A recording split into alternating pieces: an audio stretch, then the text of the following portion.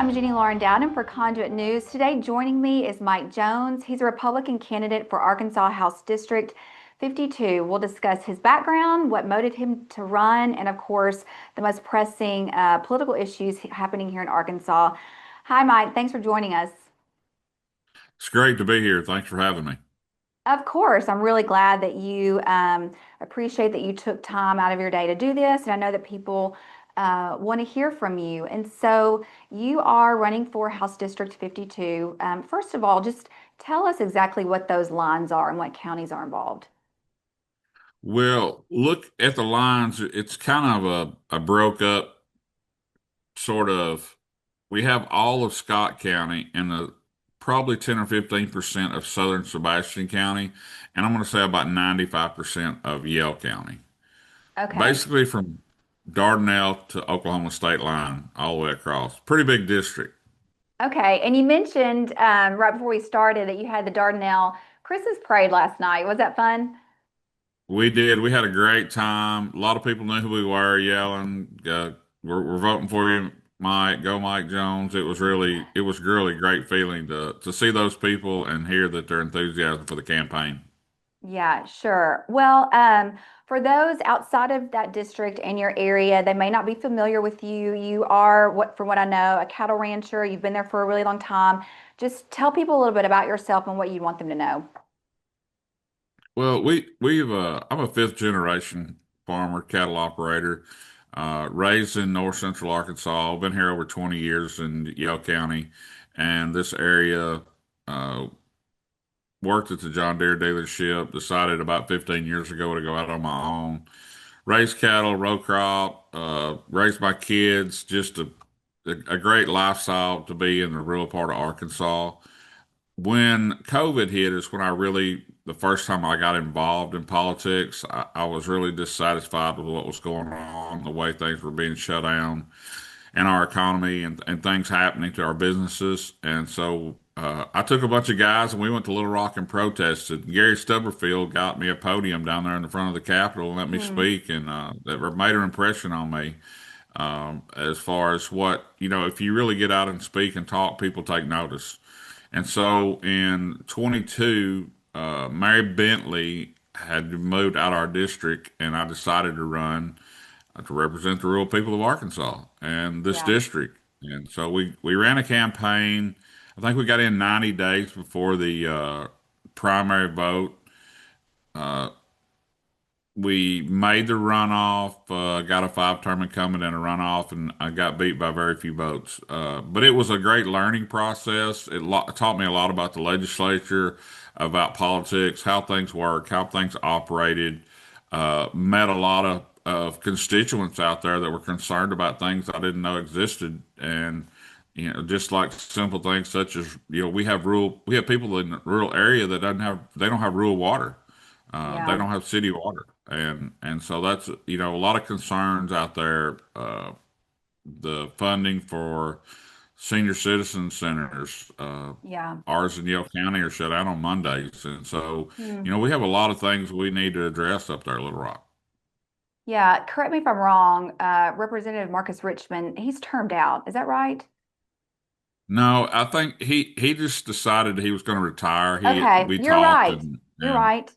he You're he right. had, he had decided that he was just had enough, and Yeah. he was going to step away, and that's when we really stepped up because Marcus did a great job while he was in place. And the first time I ran, I didn't know who he was or anything about him or politics for that matter, but Mhm. he'd done a great job, and so we're going to fall right in the footsteps and try and bring common sense and good things back to Little Rock and represent the district. Yeah, you mentioned during 2022, the COVID era, that kind of woke you up to things going on in politics. I'd love to see a video whenever y'all went down to Little Rock. Maybe we can find that later. But what It's was on it YouTube, about? I'm pretty sure. Okay, we'll find it. What was it about that time? You know, you mentioned Senator Gary Stubblefield. I remember him even during COVID. You know, there were a handful of legislators that really spoke out against just the mandates and the economy and just the way that COVID was such a weird time. I'm sure you remember it. Oh, I But do. for you, I have a lot of opinions about, and there are some who are running for office now that medical freedom, health freedom is really at the forefront, and they're going to have to answer for their votes during COVID. But Yeah. what was it about that time specifically? Was it about, farming and work or medical mandate? What was it for you that kind of woke you up?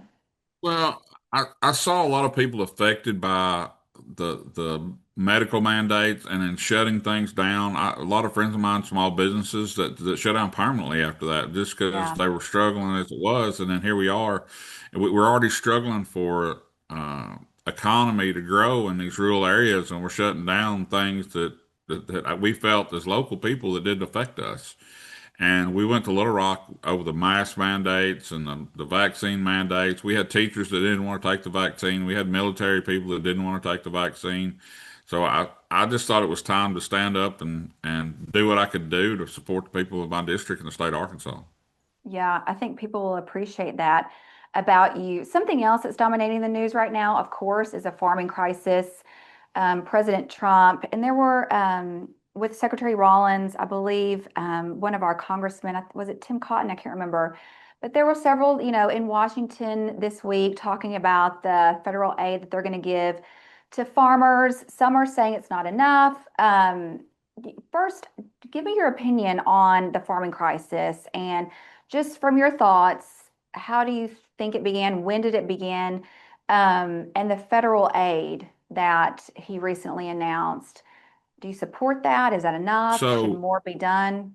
So we could talk for hours on this Yeah. subject, but what Trump has done is we're looking at about $12 billion, and it correlates. People really don't understand how it correlates. Well, that's a large figure, and you see all these negative comments of farmers on welfare, so forth and so on.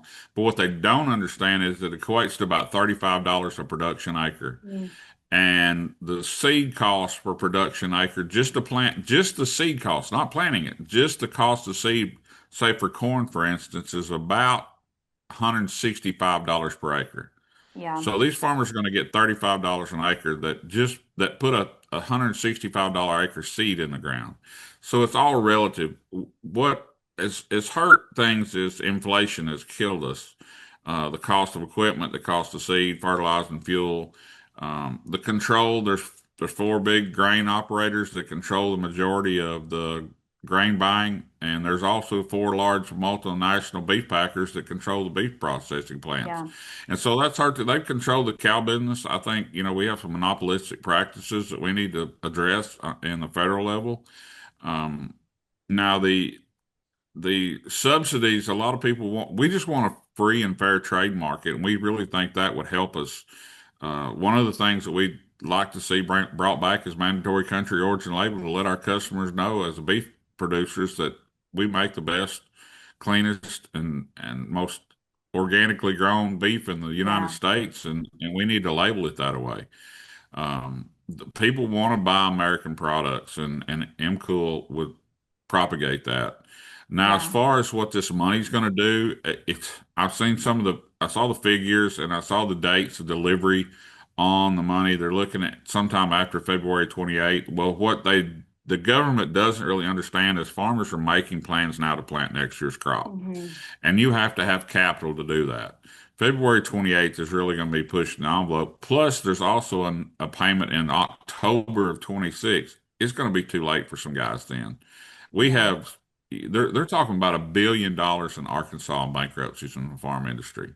And $1 billion, I mean, it's amazing that's even capable to happen. But it's pretty tough out there, whether you're a cow operator, even with higher cow prices, or a row crop operator. The row crop guys have been in trouble for 3 or 4 years.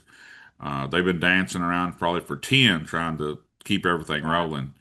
So I think it's a hard situation. We do need some subsidies to keep this thing going, because there's 1 to 3% of us that feed the world, and it's getting fewer and fewer every year. So Yeah. I And think that and the subsidies are somewhat of a bridge, maybe an answer, but they're not a long-term answer. Free and open yeah. markets are the answer. Yeah. And do you see government just being too involved in agri and farming? Well, when And you then get allowing involved with these, such, these monopolies to come in and really control the market. Do you see it that way or well, no? we have Stockyards and Packers Act that should, but that hasn't been upheld by our Yeah, government. We have rules and controls, monopolistic practices rules, though, but they just haven't. There's nobody there to police that, so to speak. So they're already involved to some extent. They're just not doing their job, mm, and that's the way a lot of American farmers feel. The yeah, As far as the government involved in red tape and paperwork, yes, we have all these pieces of equipment with all this DEF and DEF solution, and this made these pieces of equipment so much higher than they were even 10 years ago. It's astronomical. So there's good parts and bad parts where the government's involved, and it's always hard to mesh those two. yeah. From just, a local and state perspective, outside of the federal aid that Trump is talking about, what do you think can be done just here in Arkansas? That's our largest, that's our largest industry as far as, regarding the economy. So on the state side, is there anything that you would like to see be done? Well, I know the legislature had started a tax exemption for sales tax on farm products, farm equipment, farm parts, so forth, so on. Hmm. I think that's still in process. I'm not really not sure. I've been told that they haven't determined what's not taxable and what is. So I Okay. think that process needs to be finished. That we're really, we're losing business to states like Texas and Oklahoma with no sales tax on farm implements or parts. Um, Yeah. the government red tape on some of the farming areas, as far as local and state issues of zoning and stuff like that. We've got to keep our ground in production. We're seeing some of these companies come into the state of Arkansas and buying up our farm ground and planting trees for carbon credits. That needs to Yeah. stop. There's a multitude of things that we could work on. Yeah, you were talking about regulations and red tape and that sort of thing, and I'll just show my ignorance here. I think that over the past few years, it has become more popular for people to buy straight from the farmer. I know that my parents do that regarding their beef, and I have other friends who have done that. I've read where, states have stricter regulations and don't really allow it. Where is Arkansas in that as far as buying directly if you can? Is there red tape involved? Does Arkansas or any regulations make it too difficult? Where are we with that? Because I Well, don't really know. yeah, so I think Arkansas has come out with some money, and we put some of these small packers in different counties across the state, which has really helped farmer production because they can sell directly to the public in a larger scale way, but there's federal regulatory issues where we can't, as a farmer, go have our beef processed and sell it by the pound. It has to be sold by the quarter, half, or whole. So that's a struggle for a lot of families that can't afford, Yeah, $10 ground beef and they can't buy half a beef. It's not feasible or the place to put it. But that's another federal thing that we don't control in the state. yeah, Now, putting these small processors in has really helped. You've got more people. Hey, I know my farmer down the road is processing beef. It's raised right here. I know it's clean quality beef. hmm, That's done a very good service for us, and yeah, the legislature has put that together and dispersed some money out in these counties that's helped that. yeah. I remember during session, Representative Cameron Cooper, and I'm not sure who else sponsored the bill, but it was just to allow people to buy raw milk. And Yeah. I thought to myself, I'm like, this is ridiculous that people can't just buy the produce and the food that we want, Yes, I agree Anyway, 100%. yeah, The raw milk deal has made a comeback. There's lots of smaller dairies, home mom and pop deals that have, yeah, and they get a premium for their milk, and they've done and doing well, and I like to see that. It's yeah. great to see the small farms coming back somewhat. I So, but there is always red tape holding those guys down, and we'll continue to fight for that in Little Rock to make sure that that's the ability to be able to sell their milk. yeah, I think, going back to COVID, like we were talking about, that really opened a lot of people's eyes. Like, wait, maybe this industry isn't for me, and maybe I'm not eating. the healthiest food. And why does our food, nearly everything on the shelf, include bioengineered ingredients? But yet did they make it really hard to buy good, clean, local food? And so I think more people are waking up to that. Um, something else that's really important in your district, especially since it's so rural, is education. I know that right now a lot of people are still talking about learns and the funding and the rules that are going to be going along with that, especially for homeschool families. Give us your overall opinion on the Learns program, and one of the principles of the Republican Party is, parents know best and educational school choice. So tell us where you stand. Well, I think that the Learns Act has brought us a long way from what we've had over the last 40 years, and it's a step in the right direction. But I still feel like there's some things that might need tweaking. We have some people that are not happy with parts of it, and we have some people that love it. So I think you're going to be hard pressed to find something that's perfect down the road for everybody. But I do think the Learns Act is a step in the right direction. Parents ultimately, I'm ultimately want to choose where my children go, whether it's public school, private school, charter school, homeschool, whatever it may be. My preference where we live in rural Arkansas, my daughter goes to Dardanelle Public School, and she does great there, and I think they have a great school. And so, but I know there's places that are tougher in the state, and the people don't want their kids there, so they have the choice to move them. And I think that's a good thing. As far as the vouchers go, we hear some superintendents talk about some negatives, and then we hear a positive. So we know a lot of homeschool kids because my daughter junior rodeos, and a lot of those do that, and they do a great job with it. Um, we're very opened, I think, to that. That's like I told my daughter, she kind of wanted to homeschool, and I said, "You're getting a great education where you're going to school, and I don't think Dad can keep up with the curriculum and work and do everything else too. So we're going to keep you in public school." But I know Yeah. there's parents that have that time and choose to do that, and I honor that. Yeah. What about as far as like the funding and the money being there for the Learns Act? Do you have any concerns on that? Well, I think down the road we may struggle with that somewhat. From what I'm hearing now, I'm getting my information from other legislators that there is funding readily available, but it could be a struggle down the road. And Hmm.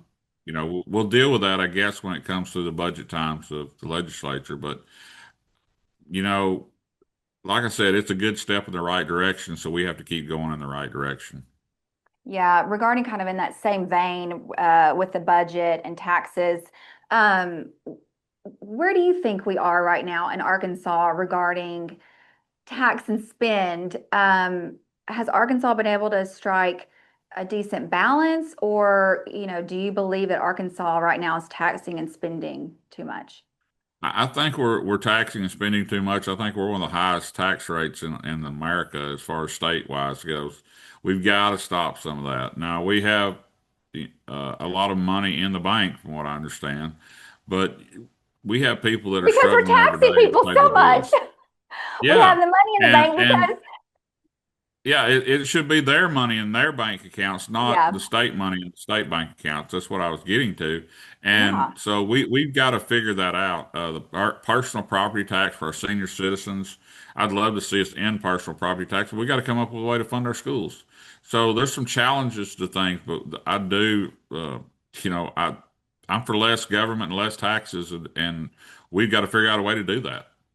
Yeah, I think a lot of people would agree with you. If you were, in the legislature, or, assuming that you will be next time, how would you go about reducing the size of government, or would you suggest any agencies to be eliminated or cut? What would you propose?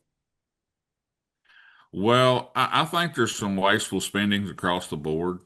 Hmm. Without being able to look at those budgets and different agencies, I would hate to make a call, and I don't want to promise the people something I can't do, Sure. but I definitely want to take a look at what's going on and see if there is things we can cut out there. Yeah, something else that's very popular right now, Conduit for Commerce in their scorecard said Economic development really just kind of controlled the day down at the Capitol this past legislative session. There's going to be a constitutional amendment on the ballot in 2026 regarding economic districts and funding going to that, tax dollars going to that. What when you hear economic development, what is your first thought? Well, my first thought on economic development, which we strongly need here in Yell and Scott County, uh, for jobs for our kids and their futures, but I'm against using tax dollars to fund some of these development plans if that's what you're relating to. I know Yeah. there's some things about, hey, we're going to entice these people to come in and use tax dollars and give them like there's got to be other ways, but we have to have an educated workforce for one thing, and we're hoping the Learns Act is a step in that direction. If we have an educated workforce and we have the resources in our area, power, water, land availability, we can draw those economic development things into the state and into our district. Yeah, I think people would agree with you. When you look at things like that constitutional amendment that was sponsored by Representative Beatty and Senator Dismayne, a lot of people would argue, Conduit has argued that there's less accountability with those funds when they go to, we would argue, they're picking winners and losers in the market. Right. Do you agree it's a government's role to create and stimulate jobs, even in rural districts like your area? Is that the government's You role? know, I think that's entrepreneurs things that they should be stepping up and doing in our state and our district.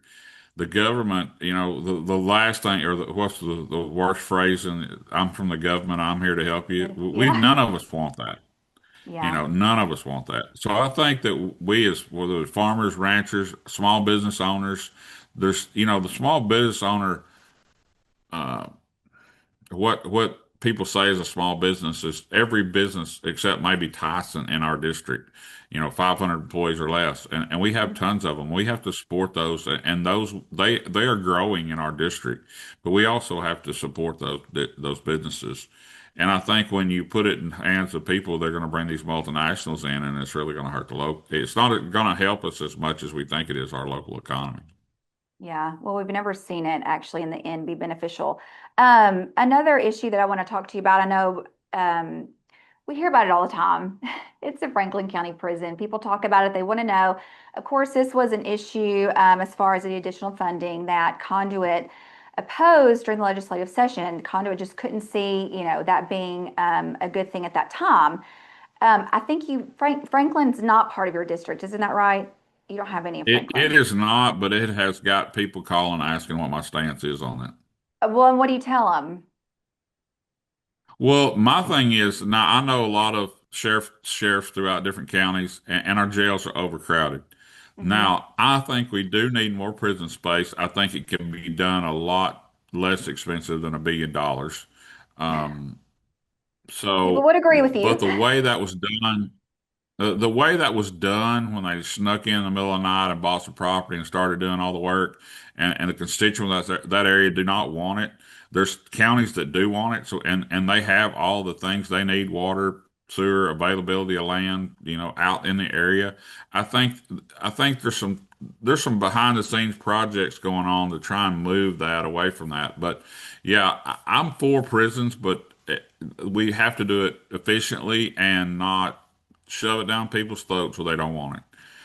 Yeah. I think it can be good for areas for jobs.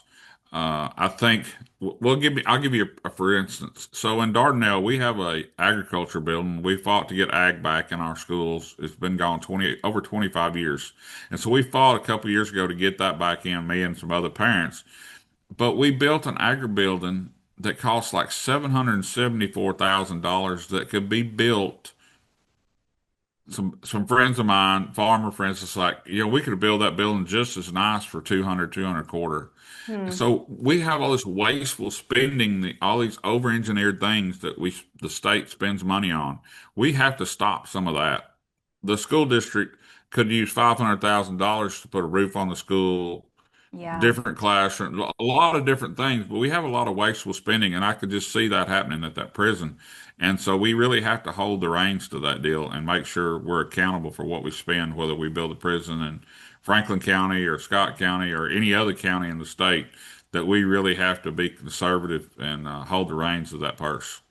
Yeah, it's been really interesting, this conversation. Of course, I know that there are organizations like Gravel and Grit, where this is their thing. This is their issue.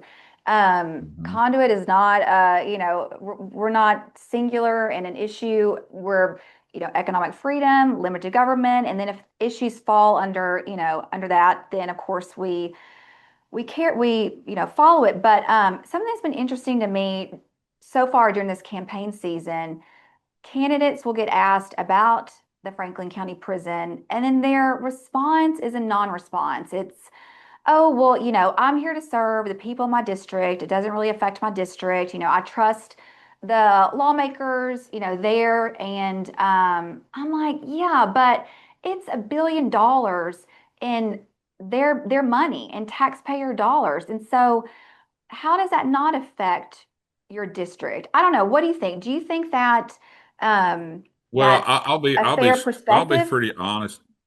I'll be pretty honest with you. I'm probably the only one in this race that's willing to stand up to the powers that be and say no to something that doesn't work conservatively, or for my district, or affects my district in a way financially that I don't think is good for the state. Now we're gonna you're gonna see a lot of people worrying about what the governor thinks, says, does, whatever. Now the governor has made it clear that she wants this prison and the constituents don't. So I think it's going to be a fight down there at Little Rock to see what happens. But I think if you're doing what your constituents want, then they're going to, put that out there for you to, hey, we don't want this or we want this. So I think you have to vote that away. And it's it's about serving the constituents of your district. And Well, that's kind of where okay. I'm at. Yeah, I think people appreciate that. Something else that we're hearing from, and I've had this conversation with some lawmakers right now. And well, first, I just want to ask you, when you hear our motto, the people rule, what does that mean to you? And what does that look like?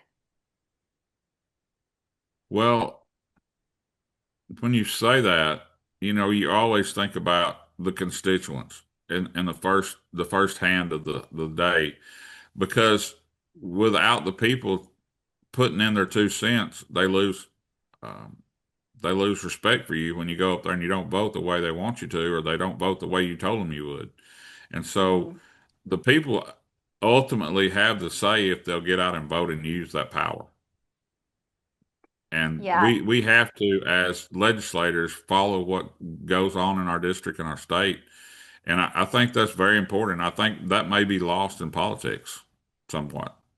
yeah. So an argument that I've heard from lawmakers is, well, yes, we're voted in, but these people uh, vote us in, and then they trust us with that vote for us to make the best decision. And I don't know. That's really interesting to me because, well, and then they'll say, well, these people have busy lives. They can't keep up. They vote for us, and then they trust us as an elected official to make the very best decision down there in Little Rock or in DC or whatever it is on the quorum court.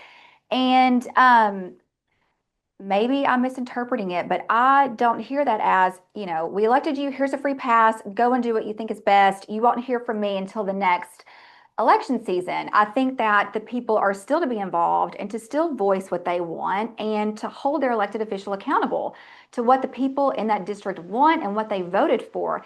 And you almost see like this, you know, um, it's like a legislators get down to Little Rock and then they all of a sudden start thinking, no, no, no, we know what's best. We know that Mhm. you think you know what's best, but we're down here in the weeds. We know what's really going on, and just trust us on this. This is what's best for you.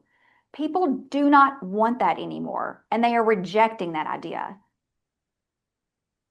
Definitely.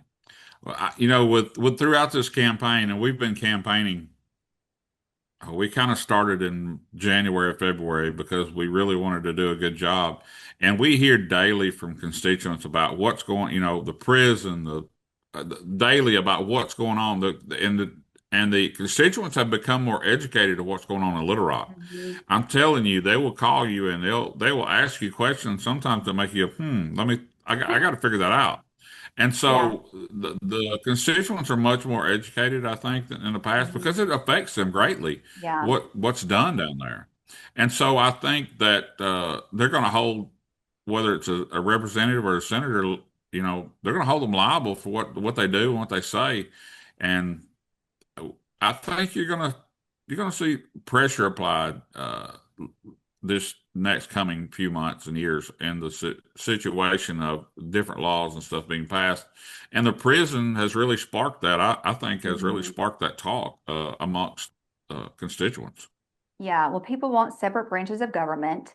The governor has done a lot of wonderful things. Conduit has, when something has happened that we support, we talk about that. But the governor does not own the legislature, and legislators need to remember who they answer to. And I think, you see this on a federal level, and this is, this happened during ASA. This isn't personal, but um, in the beginning of like ASA's term, not so much towards the end. But legislators, once they get in office and they get a taste of that power and feeling important, and listen, like they are lobbied hard down there, especially on these big issues. And they want to stay in office. And a lot of times when they term out, there could be an appointment, they could be set. Some of them end up leaving their jobs and doing this full time because it's better for them financially, which is a whole other issue. But I think that right now we see this fear of being primaried if you don't agree on big issues. And And that's happening. and retaliation. And you see that on the federal level with Marjorie Taylor Greene and some others. And it's just I don't know. I don't like it.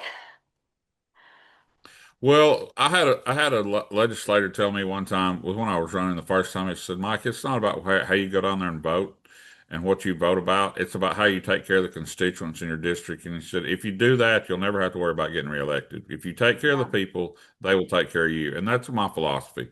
So I'm going to do my best to take care of my constituents in my district. I'm not going to Little Rock to make a living. My living's already made. I don't have to do this. My dad actually is like, "What are you doing? What are you thinking? yeah, You're gonna go down there and be involved in all that, and uh, you've done this in the past, done this, that, or the other in the past, and it's helped do things for people." I was like, I'm to the point in my life. I want to go down there and see if I can do good and help the people yeah. of the district and help people of rural Arkansas. Yeah. Before I let you go, I did see that you have an endorsement, correct me if I'm wrong, from gun owners. Talk to us about, 2A, your thoughts on that. I believe Representative Duffield got a constitutional amendment on the ballot. Is that right? That's correct. Yeah, SJ, I'm not sure. I'm not we sure. I can should find it know that, but later. I'm not sure Yeah, off the top of my head. But yeah, yeah, where we can keep and retain arms and clips and whatever we need to make sure we got our firearms. I'm a strong 2A guy. Like, I don't believe the government has the ability to take my guns away. I think it's a God-given right. I don't need a permit. I don't need, you know, certain states telling me I can or can't carry a gun. I'm going to carry a gun, and when you see me, I'm more than likely to be having a gun with me, whether it's in a vehicle, a tractor, or whatever it may be. And yeah, I'm going to fight for the right for the constituents to always have and keep bear arms. yeah, And it's not only a constitutional amendment, but it's a God-given right. yeah. I think people will agree with you on that. In your race, it's a little crowded. Do you have are there three other I have Republican three candidates? other, yes, I have three So other Republicans in so the there's four primary. total Republicans running for your House district. Right, correct. Tell the voters in that area what really sets you apart from those other three Republican candidates. Well, like I said, I think I'm the most, I don't know, a good way to say this. I'm the most guy that's going to stand up for your rights and what in the things for you in Little Rock. I have the most experience, whether it be legally with the federal government system, the state USDA, state forestry, agriculture boards. I've dealt with all those different things, and I really have a feel. I began to know different legislators and senators down there that and know how the process works. So I really have a feel for what kind of goes on in Little Rock, and I think I can do the best job to represent them. And like I said, I'm a farmer and rancher. I'm a common sense, straightforward guy. What you see is what you get. No flash, no flare. I'm gonna go down there and do what's got to be done. All right, where can people get in touch with you? Your website, for those who want to get involved in your campaign, what would you like them to do? We have a website, Mike Jones for State Rep, and then we have a Facebook page, the same thing, Mike Jones for State Rep. My phone number is on that. It's my cell number. You can call, email, anytime. I'll answer that phone pretty much 24/7. If I'm not on it, if somebody calls, leave me a message, I will call you back.